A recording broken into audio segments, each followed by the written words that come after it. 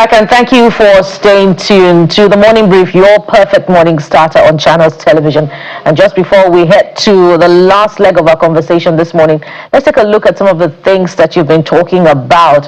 Of course, this one is from the Lagos Commissioner for the Environment, Mr. Tokunbo Wahab, who was reacting to a video of social media influencer who was teaching people how to do car spotting, how to make content. So let's take a look at that and then we'll be right back.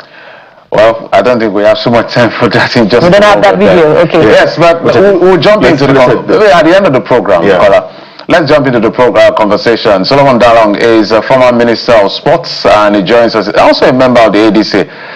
Comrade, good morning, sir. You know you wear many caps. Legal practitioner, comrade, former sports minister. I don't know, is there a list I'm missing?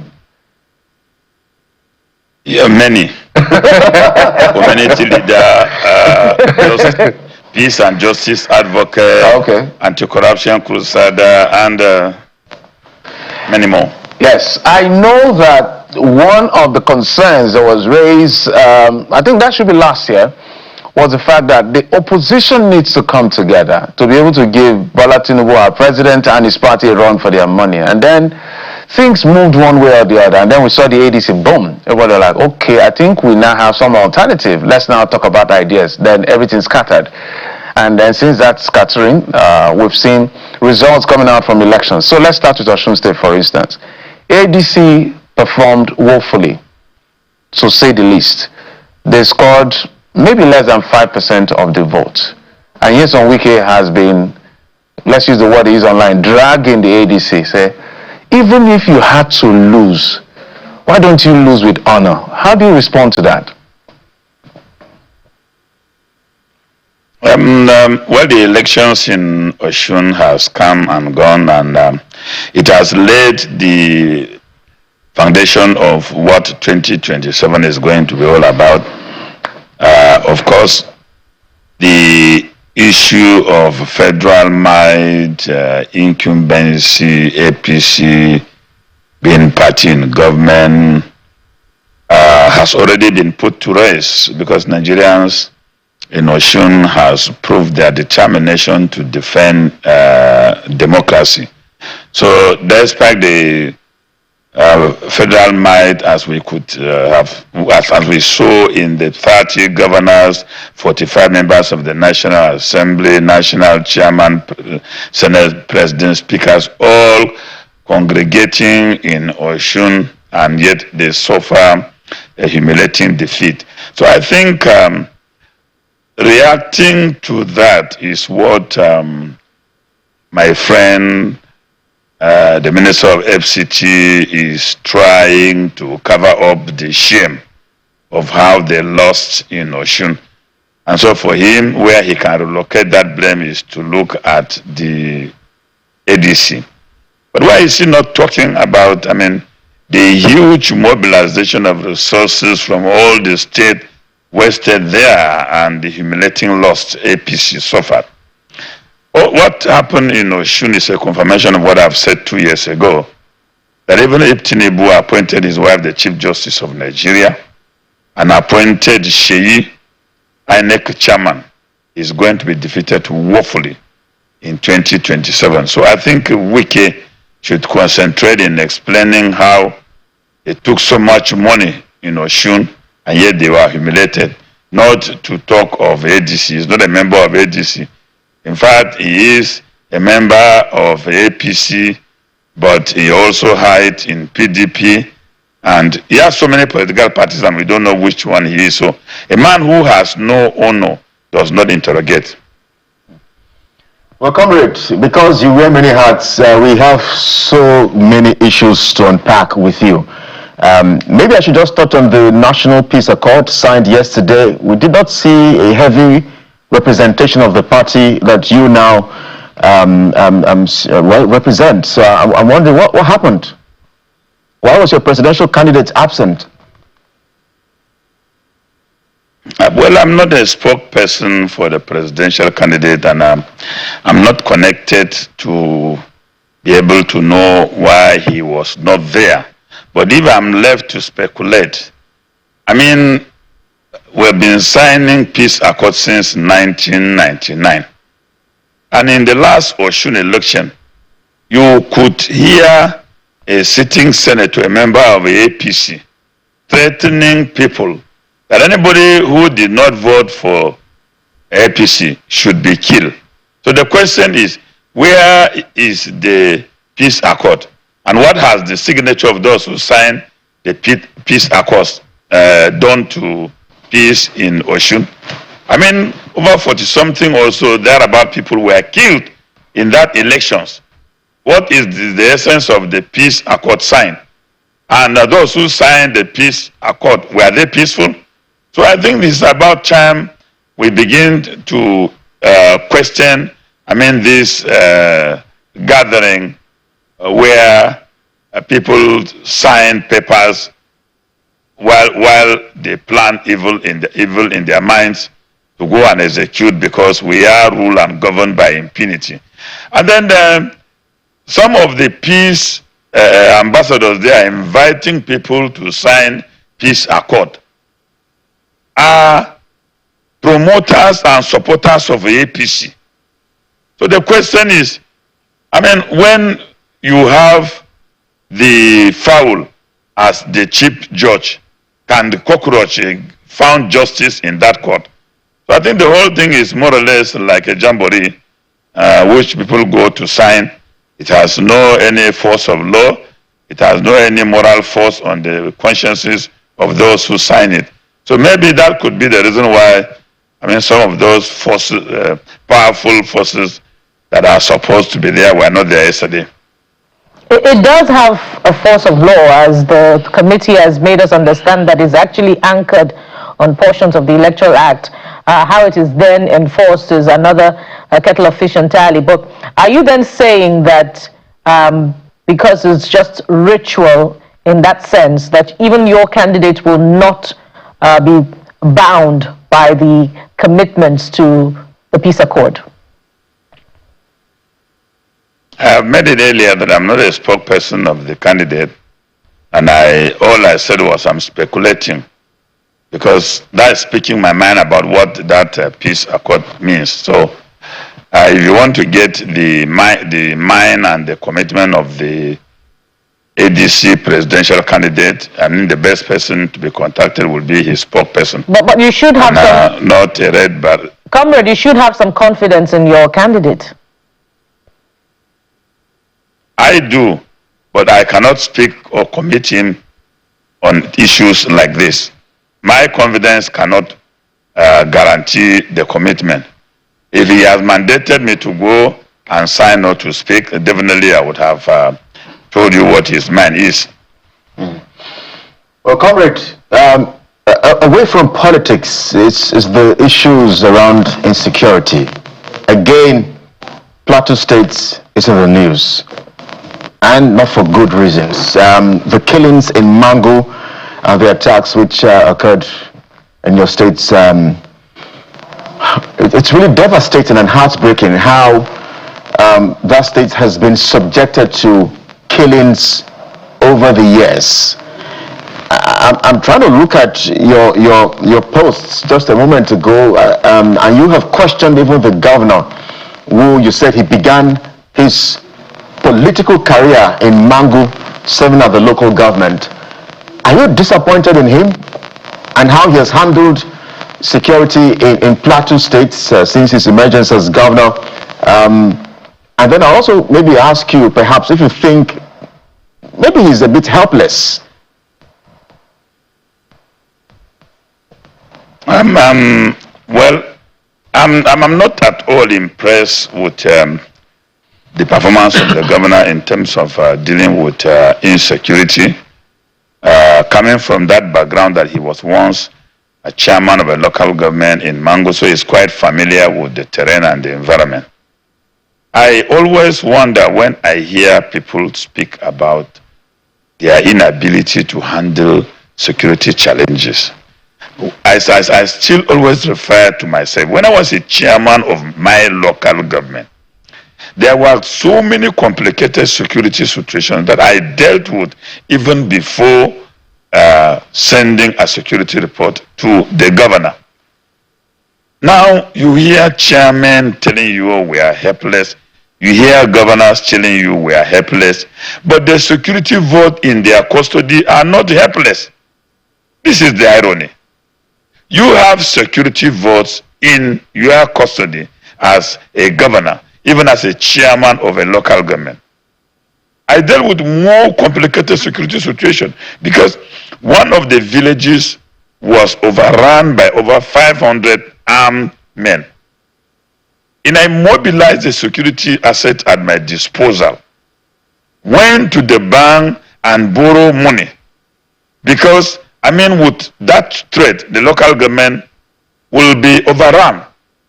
So there was no need to pretend. I committed the local government to secure the local government, got money, mobilized the security, and we dealt with the situation. Today we have been living peacefully since then.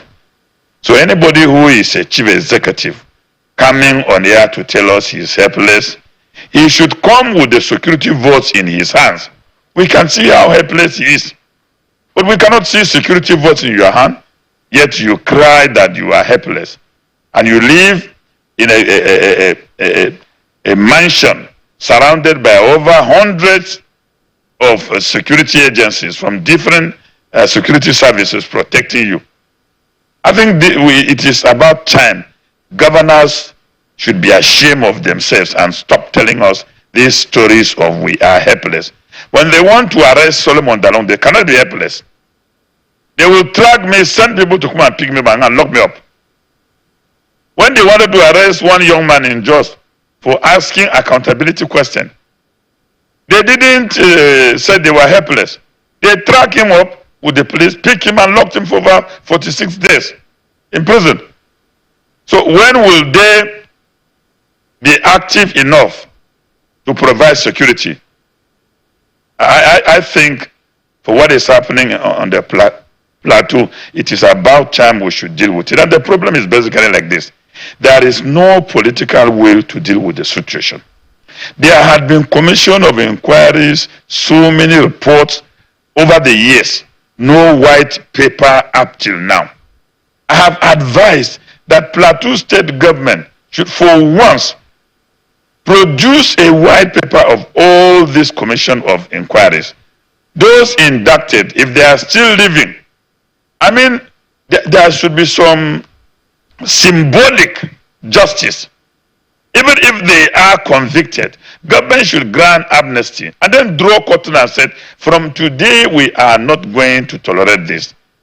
But you have people coming to kill your family members and then they go back and government will find a nomenclature for it. Oh, it is reprisal attack. Oh, it is farmer herders this or non-gunmen. When or non-gunmen sometimes. I mean, when shall we be able to protect our people? I'm personally devastated. I mean, seeing what has happened in Mangu, and we are yet to see the end of it if government will continue like this. Let's dwell on that political will. The president had visited, flew by to visit and condole with the persons who lost their life during the Angwan Rukuba incident. I remember he made a comment to the lady whose pictures and videos were all over the internet holding, I think, her son. And he empathized with her. He said, there's nothing I can do to bring back your child. But one thing I guarantee is that it will not happen again. And that was not true. It happened just barely 48 hours. So to that extent, he couldn't keep his promise. And then the part of CCTV cameras. I think as at July, 20-something of July, I reached out to find out whether those CCTV cameras have been installed. The last I heard was there were street lights, there were no CCTV cameras, but I don't know whether those CCTV cameras are there. I had to bring out all of this to say, it feels to us who are outsiders that the people of Jos and Plateau State know exactly what the problem is. So why can't it be solved? Let me corroborate what you said. We know the problems and we know our problems. But you see, when you have leadership that is not committed to protecting lives of the citizens and is always interested in regime survival and political ambition, then the lives of people will be sacrificed. Do we need CCTV cameras in Jos Metropolis? Yes. But of what effect will that be to the killings that are going on in the rural communities and the displacement of our people? Now, whether the president visited Jos is another discussion. You may invite me to come to do it. But I do know that the president visited Yakubu Gowon Airport in Jos, and he ferried those who had lost their loved ones to the airport against our tradition. You visit to empathize with a person in his own abode, not ferrying him to a different place. That wasn't a visit to empathize with the people of Plateau. The president was on a tourist visit to the airport where he just ended up mocking those who would have lost their loved ones. That has no any significance at all to empathy. Now, why are we unable to deal with the problems of Plateau? It has to do with lack of, commitment and leadership. If we have leaders that believe in the people and believe in their oath of office and know that the Constitution imposed on them an obligation that they should protect lives and properties and the social well-being of the people, they will definitely do that. If we have leaders who have consciences, who knows that, well, all these monies they are busy stockpiling, one day they will depart this earth without anything. They will concentrate on building legacies that they will be remembered for.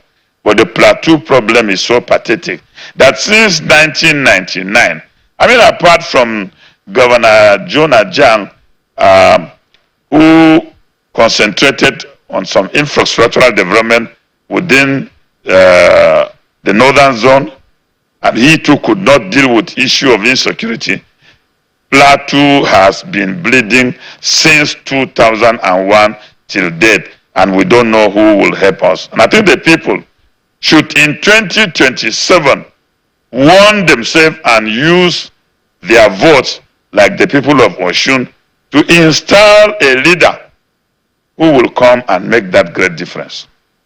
And that brings me to the next question, which is how the 2027 elections will be decided. You have said earlier at the start of your commentary that the president will lose the election. Let's look at it from the point of view of how the North will vote. And you said in another interview that the North will not vote for the president. But there are three Northerners on the ballot. If you look at the ADC, if you look at the APC, there's a Northern on the ballot. And in fact, the NDC, there is a power broker from the North who commands historically the vote in Kano State. How do you think, based on this, the votes will be decided from Nigeria's North? You see, every week, the president and his government will have one controversy, whether fictitious entity, whether 81 trillion spent out of budget, whether insecurity people are killed. One scandal or one controversy to the other. And then the last is the Osun election. Now, before the Osun election, we had Sheikh Yahya Jingir, who is now the Director General of the campaign of opposition, who had come up to tell Nigerians that 2027 election is going to be about the census of religious identity, that is triumphalism. And he argued that the Muslim ticket in 2023 was evidence of Muslim dominance. So, what we have to deal with now is that in 2027, religion is going to play a major role in it.